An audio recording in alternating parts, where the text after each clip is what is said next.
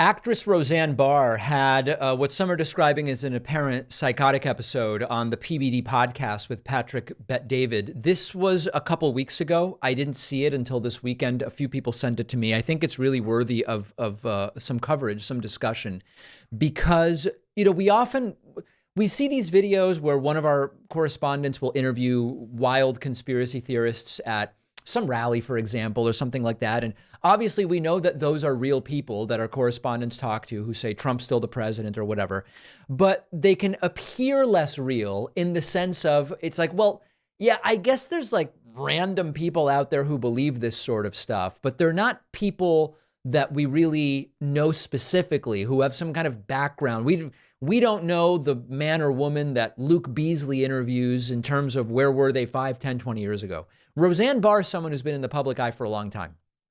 And something has happened where she genuinely seems to be completely off her rocker. And I'm going to play for you part of this video. This is with Patrick Bet-David. Remember, I was on his program as well a few months ago, went down to Florida, did the couple-hour appearance. And Roseanne was on there for a couple hours. And she said a lot of crazy things. The craziest of which I think is this portion, this 2-minute section, where she says Trump is still the commander-in-chief.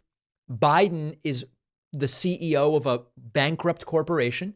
And there are executive orders from 2015 that are the reason why Roseanne believes Trump is still the president. And yet everything bad that's going on is still Biden's fault, even though Trump is president. If your head is spinning, if you're going to struggle to understand this, know that I also am struggling to understand it because it makes no sense. Real nice bow and a really great epilogue. You think he's going to win? Oh, yeah. So there's not going to be an election, but if there is, you think he's going to win? Well, I think if there is an election, yeah, he'll definitely. But there's not going to be an election. We know that. I said I wouldn't be surprised if there wasn't, and I don't think there will be because I think something else is going to happen. And can I ask one question, Roseanne? If we're being hypothetical, if there is, and I mean, from the right, I mean, Vivek and all these guys, we see that there's no chance. Trump is a whole different message and well, a lot vision. of us think that he's still commander-in-chief. 100%. Right. You I think agree. that? Yeah. So, Okay, so Trump is still commander-in-chief. Statement number one. Roseanne, you think Trump is the current commander-in-chief of the United States of America? Yes, Currently? I do. Okay, what evidence do you have of that? A whole bunch of executive orders from 2015. Now, remember, in 2015, it was Barack Obama who was president.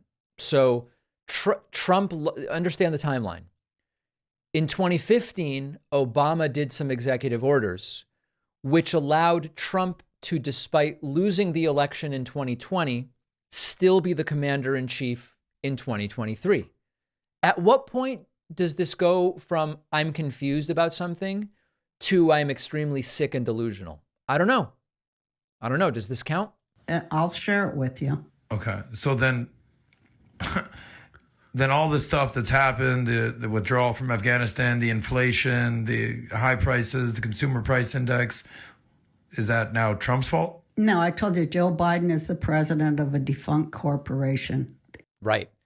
Trump is still president thanks to 2015 executive orders from Obama.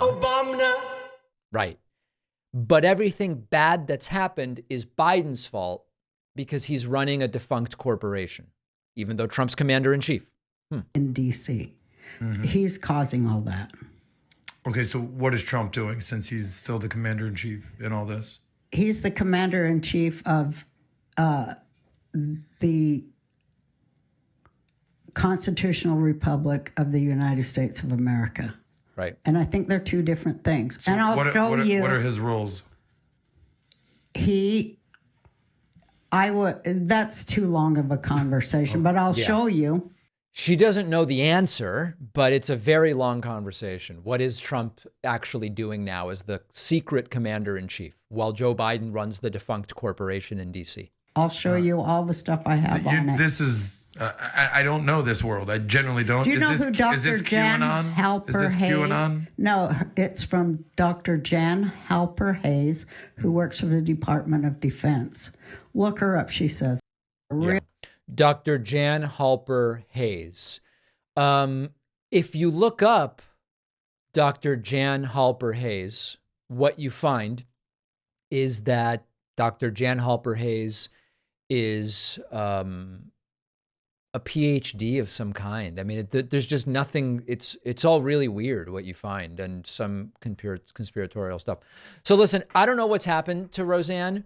It does seem sad. It does seem more like mental illness than anything else. And of course, most mentally ill people understand that Joe Biden is the president. So that the point here is not to say, oh, that we're stigmatizing mental illness or whatever. And these most mentally ill people are still able to say, oh, Joe Biden's the president of the United States, period, full stop. He was inaugurated in January of 2021. There's more to that. There's a sort of level of delusion that exists here that on some level is scary, because Roseanne is so confident. She's so confident when she says these things. And I don't know what it would take to disabuse her of these beliefs. I don't even know if it would be possible. I would have loved to have been in there on this day at the PBD show when she was there. I will be back in Florida soon. I'm thinking of shooting an email over to these guys and saying, do you want me to come in? I'll be in town. I'd love to do something with you. Maybe we can get some other guest in there as well. But my guess is it's not going to be Roseanne once again. So that was a couple weeks ago, but I thought it was interesting in a kind of scary way. Let's now talk about another person who's whacked, but in a different way, Lauren Boebert. You know, one of the odd things that goes on in bathrooms in the United States, where is this going, is, you know, when I moved to the U.S. from Argentina, there's really no bidets in the United States. The bidet is just a part of life in Argentina. And why would you make a compromise in the bathroom? Why not have the elevated level of comfort and cleanliness, which is now easy and affordable with our sponsor, Hello Tushy? The Hello Tushy bidet cleans everything with a fresh stream of water, 2 times better than alternatives like paper. You just spray and pat. It cuts down toilet paper use by 80%. It saves you money. It reduces paper waste. So a Hello Tushy bidet really pays for itself in under a year. Attaches to your existing toilet. You don't need an electrician. You don't need a plumber. You install it. Takes 8 minutes or less. Super easy. I got one and it is fantastic. And with over 100,000 5-star reviews, every bidet comes with a 30-day risk-free guarantee, 12-month warranty. Stop wiping and start washing. Go to hellotushy.com/Pacman and use the promo code Pacman for 10% off your first order. That's hellotushy.com/Pacman for 10% off. The link is down below.